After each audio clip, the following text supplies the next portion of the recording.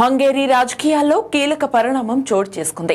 April 12న జరిగిన సార్వత్రిక ఎన్నికల్లో పీటర్ మెగ్యార్ చారిత్రాత్మక విజయం సాధించి నూతన ప్రధానిగా బాధ్యతలు చేపట్టనున్నారు. 16 ఏళ్ల పాటు అధికారంలో ఉన్న విక్టర్ ఓర్బన్ శకాన్ని ముగిస్తూ మెగ్యార్ నేతృత్వంలోని తిస్టా పార్టీ పార్లమెంట్లో 3/2 మెజారిటీని సాధించింది.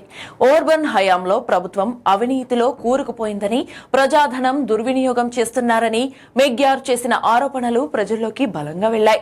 ఈయన ఒకప్పుడు ఓర్బన్ పార్టీలోనే కీలక బాధ్యతలు నిర్వహించారు. అధికార యంత్రాంగం లోపాలు తెలిసిన వ్యక్తి కావడంతో ఆయన మాటలను ప్రజలు విశ్వసించారు. ఓర్బన్ పాలనలో ఈయూతో దెబ్బతిన్న సంబంధాలను మెరుగుపరుస్తానని, నిలిచిపోయిన నిధులను తిరిగి తీసుకువస్తానని ఆయన ఇచ్చిన హామీ ఓటర్లను ఆకట్టుకుంది.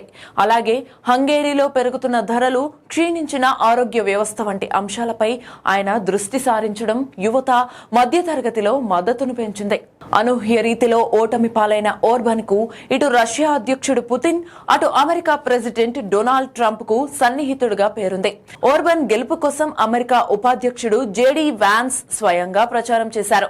రాజధాని బుడాపెస్ట్ లో నిర్వహించిన భారీ బహిరంగ సభలో ప్రసంగించారు. అమెరికా ఉపాధ్యక్షుడిగా ఒక విదేశీ ఎన్నికల ప్రచారంలో ఇలా నేరుగా పాల్గొనడం ఒక అరుదైన విషయం.